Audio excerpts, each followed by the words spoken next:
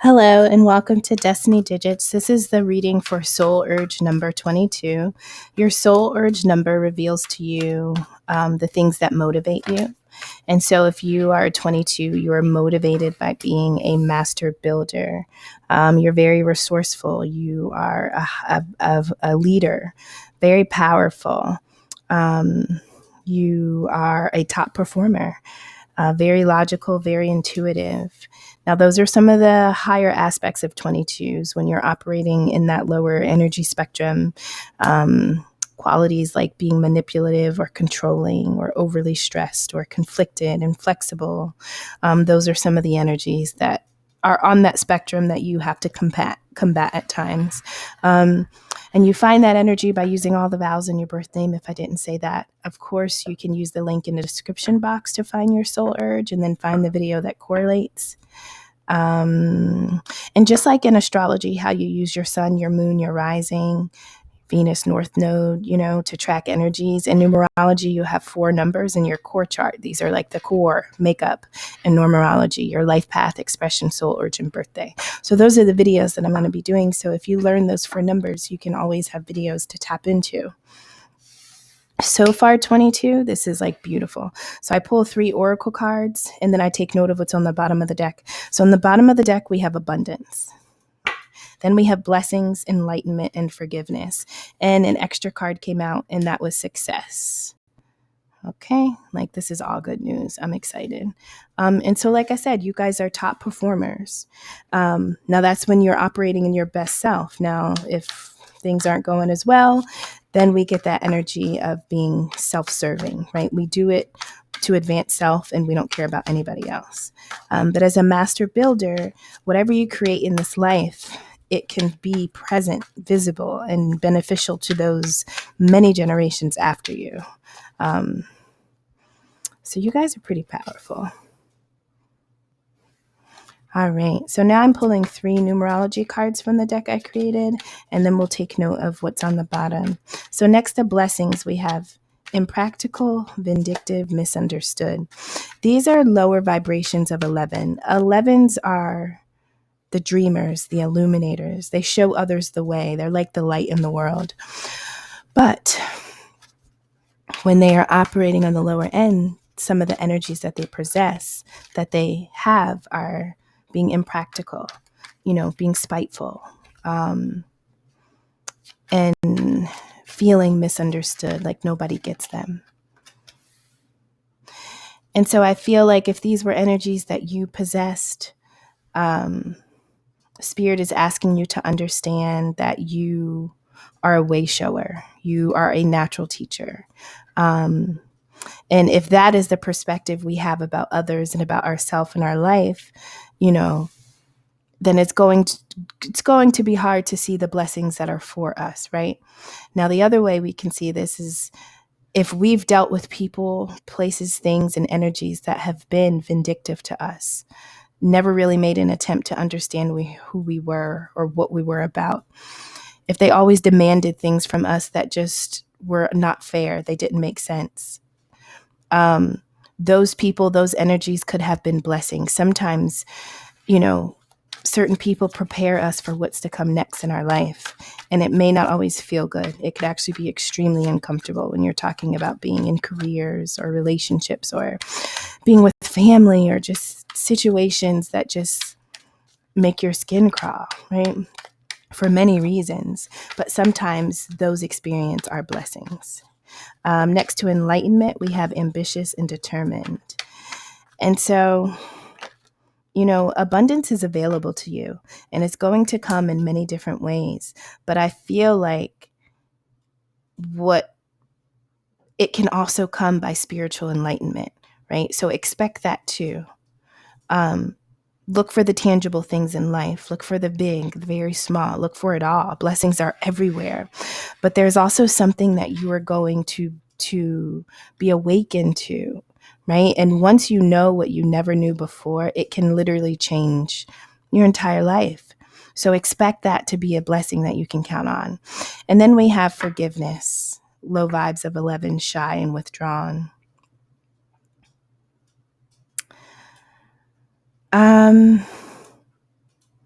So, one, when we forgive for ourselves, right? It's because we don't want to hold on to anything that doesn't make us feel good and doesn't really belong to us.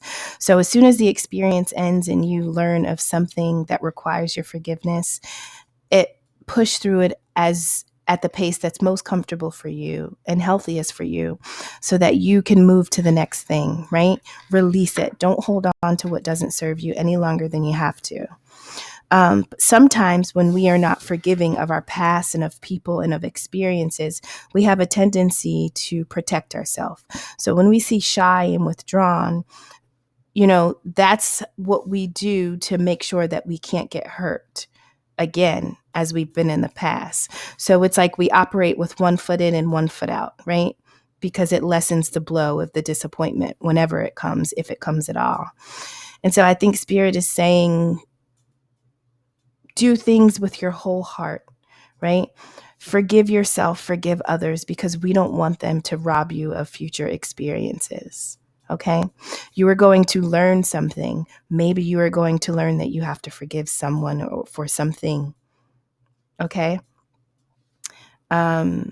Nonetheless, whatever it is, put both feet in, show up wholeheartedly, cooperate with all situations, even the ones that don't feel good. Cooperate with them fully, embrace them. And if you have to forgive along the way, then forgive. Forgive. At the bottom of the deck, we have pioneering and athletic. Those are vibes of ones. Ones are confident and independent, and then we have abundance. So I feel like you are this is something you are pursuing. This is about you. This is a journey of you as the top performer, as the 22. Now remember, you're motivated by being this high achieving energy, right? And so there is something that you are driven to go after right now. Next to enlightenment, we have ambitious and determined. And so it is through whatever you are going to learn that you can pick up the vibrations of ambition and being determined to push forward. So whatever it is coming to you, it's because you are also chasing it. You are not waiting, you are going after it. And what's coming is abundance, and you are meeting it with a like-minded energy. The bonus card we had to come out with success. And so whatever you desire, it is literally coming. But it may not be as beautifully packaged. You may learn things along the way that require you to practice forgiveness for self and others, right? But whatever is happening, whatever you are going to learn that you didn't know before, is going to spark something within you that you just want to chase and go and go and go. This is you feeling abundant in life. And this doesn't have to be financial, right? This could be energy. This could be health. This could be mindset. This could be love. Abundance can shine through. But when Spirit says that blessings are here, I feel like we should look for those very small ones, the tiny, tiny blessings. And obviously the massive ones are going to just stick out to us. But you have to fix your mind. You have to fix your mind to want to see them, to expect them. So now I'm going to do the 9-card box spread, and the center card is going to kind of be like our focus point, and then we'll just read around it. So far we've pulled the 2 of Wands. That's like surveying, thinking about all that you know, all that you have, and deciding on what you want to see, create, or pursue in your future. This is like the planning phase, right? Then we have the Chariot. So this is about progress, fast progress moving forward, forward motion. Chariots have no reverse. So once you go, you're going, right? And you're going no matter what. When I see the 2 sphinxes, one light, one dark, I feel like whatever this experience is, it could go either way. It's inclusive of all energies. This is not, this is you chasing all aspects of something and not being afraid to take on whatever comes your way. And we have the 3 of Pentacles, which is like collaborating. Could be people coming to see, coming to comment, coming to offer feedback, coming to work with you. This could be, you finding your tribe where you can collaborate and be creative and create in a place that's joyful and supportive.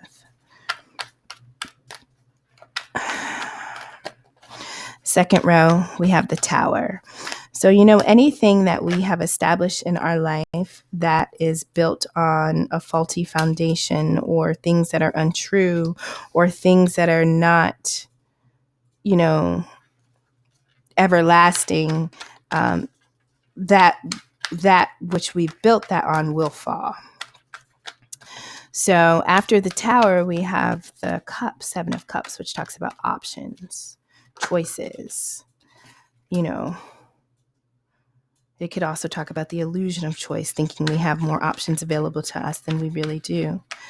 Then we have the Queen of Pentacles, which is the energy of wealth and abundance, and being able to turn one pentacle into, a lot, And when I think about 22s, the high achiever, the top performer, that's the energy I think of, the Queen of Pentacles.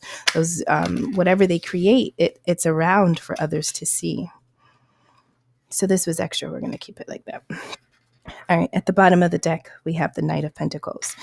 So the Knight of Pentacles is kind of like an offer, a pursuit of something tangible, financial, something within the world that we can see, but it's a slow, steady, methodical, well thought out pursuit, right? This is like,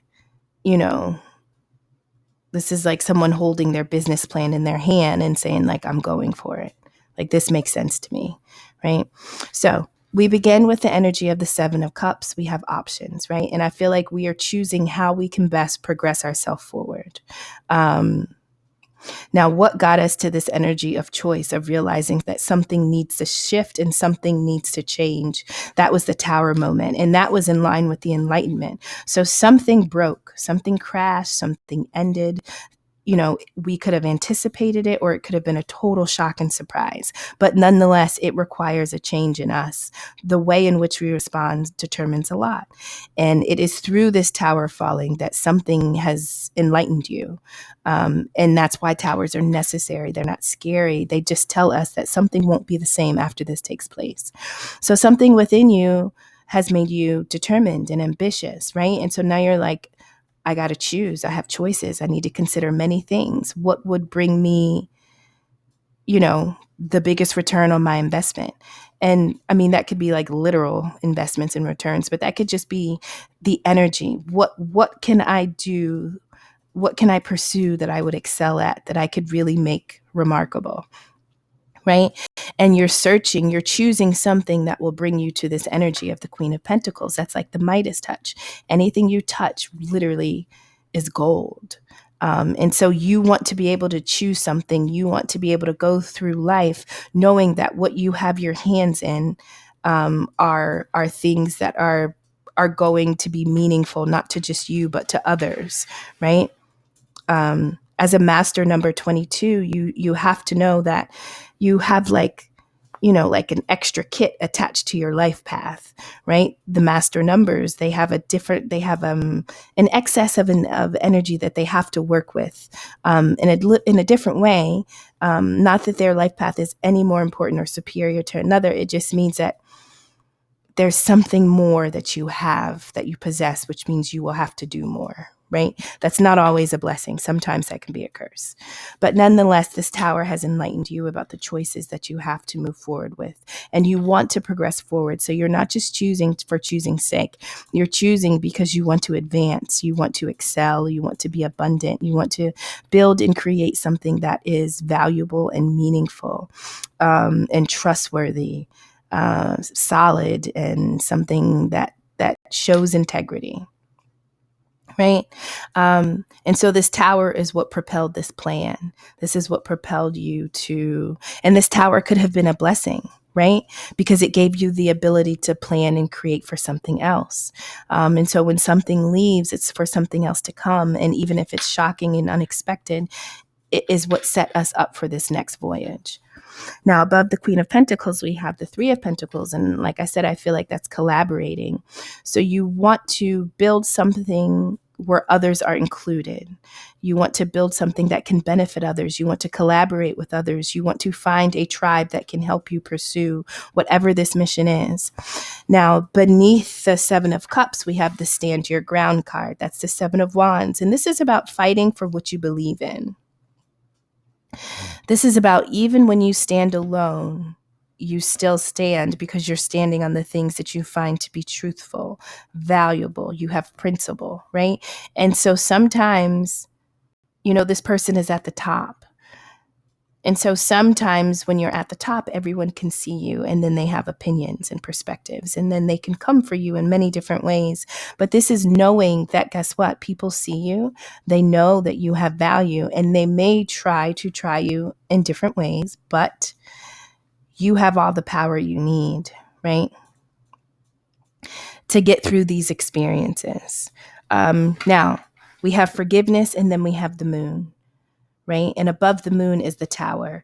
And so I feel like there was something we did not know. There was something we did not know. We couldn't see. It was hidden from us. And it came crashing down. And I feel like this was something that we put ourselves into, something that we invested ourselves into.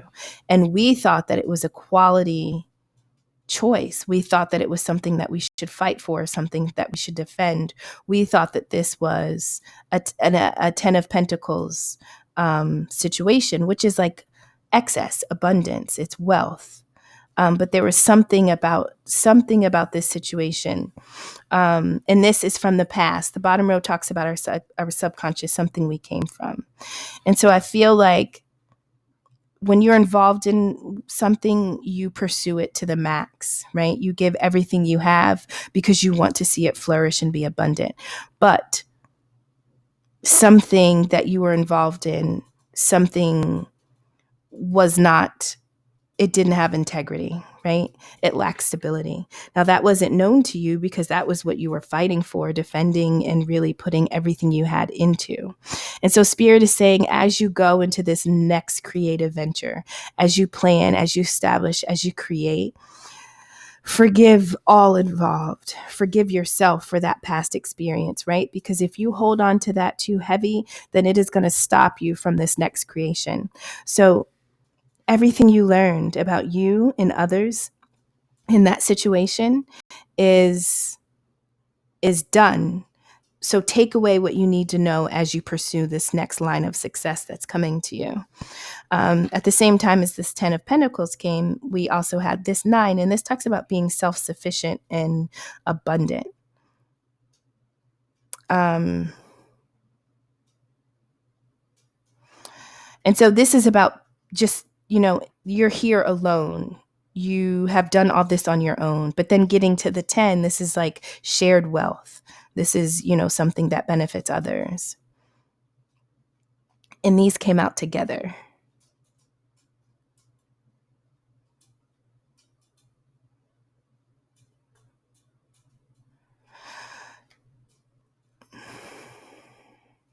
So I'll just throw this out there, but I feel like you could have been involved with a situation where you thought that it was a situation that was beneficial to all, but in reality, it was really about serving just one.